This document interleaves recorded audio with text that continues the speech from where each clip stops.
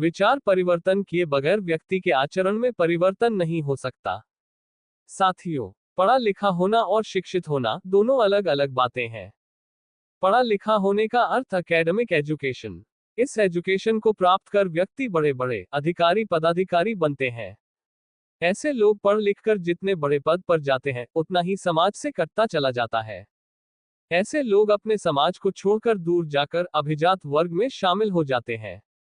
ऐसे लोगों को सारे लोग सम्मान देते हैं।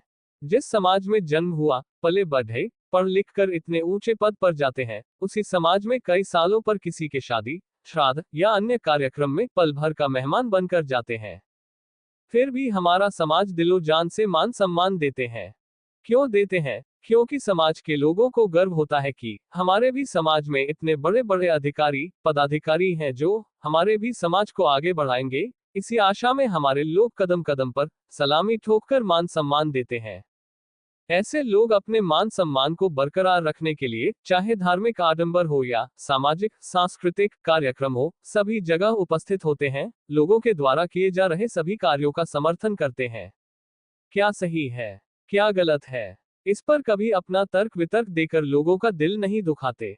ऐसे लोगों के जिंदगी जीने का मकसद केवल अपना परिवार होता है और अपना सारा जीवन अपने परिवार के लिए जीते हैं। ऐसे लोगों को गुड मैन कहा जाता है।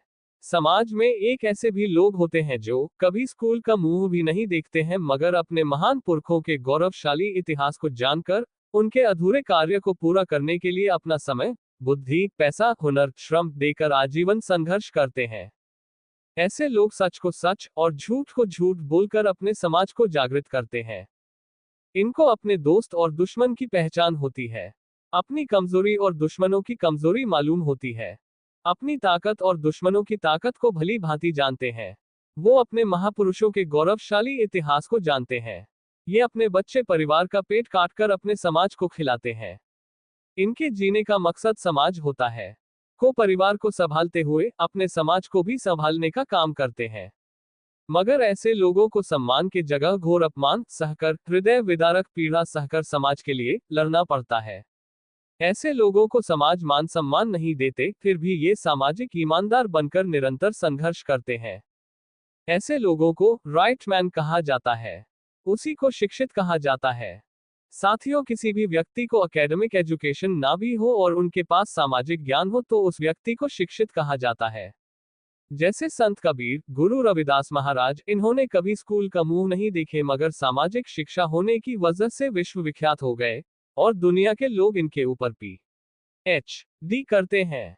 क्यों करते हैं? क्योंकि ये सोशल साइंटिस्ट थे।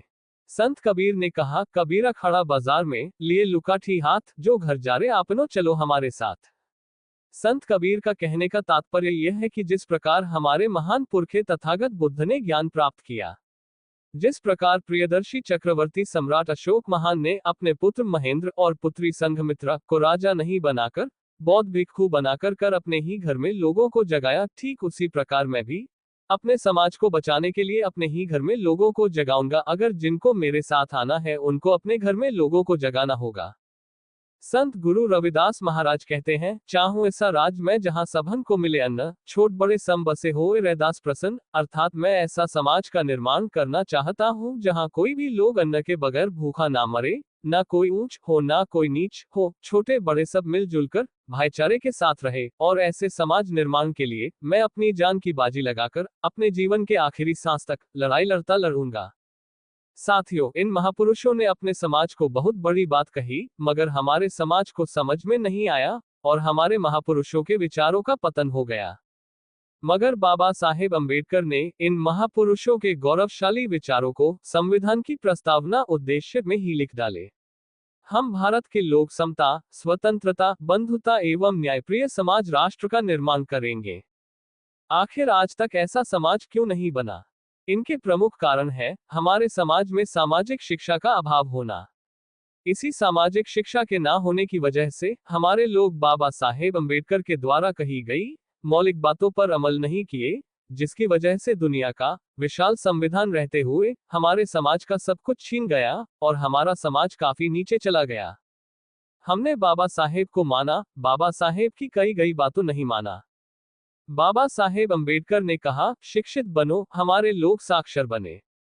बाबा साहेब ने कहा, संगठित रहो, हमारे लोगों ने लाखों संगठन बनाकर टुकड़े टुकड़े में विभक्त हो गए। बाबा साहेब ने कहा, संघर्ष करो, हमारे लोगों ने समझौता कर लिए। बाबा साहेब ने कहा, जागृति का अग्नि अखंड जलाए रखो, हमारे लोगों ने उस जागृति की आग को पानी डालकर बुझाने का काम किए। बाबा साहेब ने कहा, जाओ अपने घर के दीवारों पर लिखो, हम इस देश के शासक हैं, हमें इस देश का हुक्मरान बनना है। हमारे लोगों ने शुभ लाभ लिखा। बाबा साहेब ने कहा, आप अगर पढ़ लिख कर कुछ बन जाना तो अपना थोड़ा समय, बुद्धि, पैसा, हुनर, श्रम उस समाज को देना जिस समाज में आपका जन्म हुआ है। हमारे लोग जब पढ़ लिख कर अधिकारी, पदाधिकारी बने तो उस समाज को छोड़कर अभिजात वर्ग में शामिल हो गए। बाबा साहेब ने कहा, मेरे अधूरे कार्य को पूरा करने के लिए अपनी जान की बाजी लगा दो। हमारे समाज के लोगों ने जान की बाजी लगाकर बाबा साहेब के आंदोलन को ही खत्म कर दिए। बाबा साहेब ने कहा, शिक्षा वो शेरनी का दूध है, जो पिएगा वो दहाड़ेगा। हमारे लोग शिक्षा रूपी शेरनी का दूध तो पिए मगर दहाड़ने के बजाय सकस का शेर बन गए।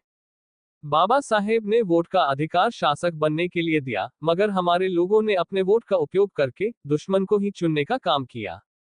बाबा साहेब ने अपने बच्चे परिवार का पेट काटकर समाज को खिलाया, हमारे लोगों ने समाज का पेट काटकर अपने बच्चे परिवार को खिलाया। बाबा साहेब ने समाज को संभालने के लिए अपने समाज के 53 लोगों को विदेश में पढ़ाया। और जब हमारे लोग विदेश में पढ़कर उच्च शिक्षा प्राप्त किए तो अपने समाज को संभालने के बजाय भारत वापस ही नहीं आया।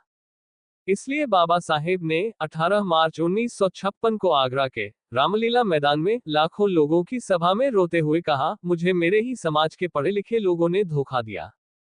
इसी धोखेबाजी से निजात दिलाने के लिए बहुजन समाज का राष्ट्रव्यापी सामाजिक संगठन बामसेफ का निर्माण हुआ, जिनका उद्देश्य है व्यवस्था परिवर्तन, अर्थात भारत में समता, स्वतंत्रता, बंधुता एवं न्यायप्रिय समाज राष्ट्र का निर्माण करना। आइए अपने महापुरुषों के अधूरे कार्य को पूरा करने के लिए अपना समय, बुद्धि, पैसा, हुनर, श्रम देकर अपना सामाजिक ऋण अदा करें। जय भीम, नमो बुद्धाय।